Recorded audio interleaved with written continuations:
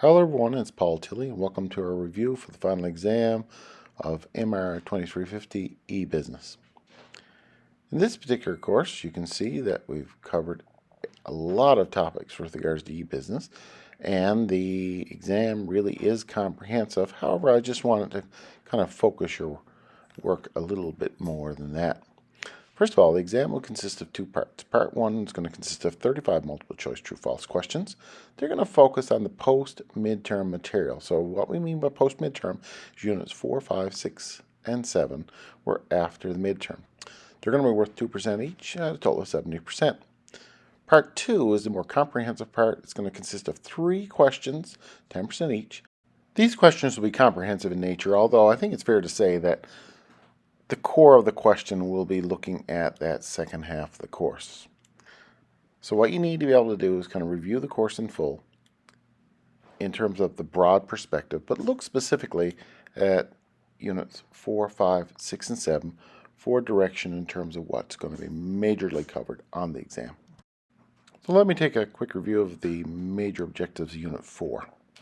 Unit 4 dealt with internet marketing communication, so very much focused on the communication section. So there we looked at the key features of the internet audience, the basic concept of consumer behavior and purchasing, and how consumers behave online. We identified some of the basic digital commerce marketing and advertising strategies. We identified the different types of technologies. We described the costs and benefits of online marketing and communications. We described the difference between traditional online versus the new social media type focus. We looked at social marketing processes for fan acquisition and sales and marketing, such as we looked at the platforms like Facebook, Twitter, Pinterest, these sorts. We looked at the key elements of mobile marketing. Mobile marketing is becoming more popular. And we looked at the capability of location-based local marketing.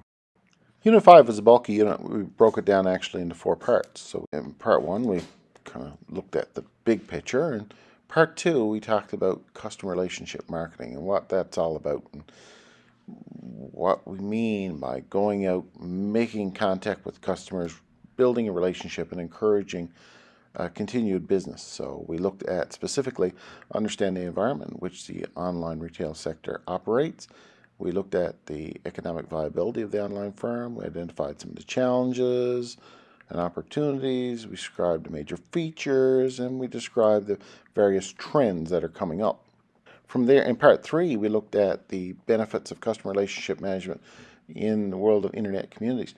Here we described the different types of social networks and online communities and business models. We described major types of auctions, their benefits, costs, and how they operate.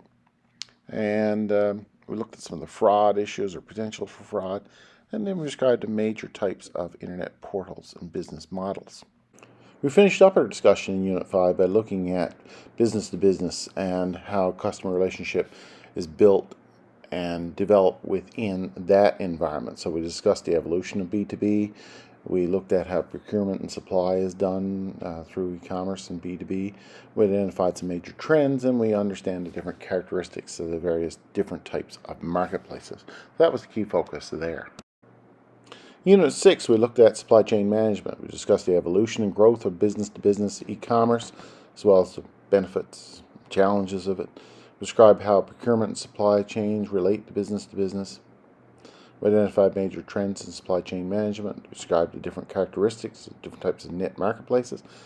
And we described the objectives of private industry networks and what they're all about and their role in supporting collaborative e-commerce. We finished up our discussion dealing with Unit 7, which dealt with the ethical issues related to e-business, the legal issues related to e-business, and the taxation issues related to e-business. So here we describe why e-commerce raises ethical, social, and political issues. You should be aware of those. We understand the basic concept related to privacy and information rights, practices related to all of that, and things that can threaten privacy and the different methods that are used really to protect it. We understand the various forms of intellectual property that are out there and how they're managed online. We understand how the internet is governed from an international perspective and some of the issues with regards to taxation and how that is a bit of a challenge that all governments are faced with regards to that. we're looking at public safety and welfare concerns as well. So those really were the core issues in the latter part of the course, and those are the core issues that you're going to find on the final exam. Please take your time and study the material, read the chapters, review the videos and the slides that I put up, and you should be all set. So good luck. Thanks for taking the course. Bye.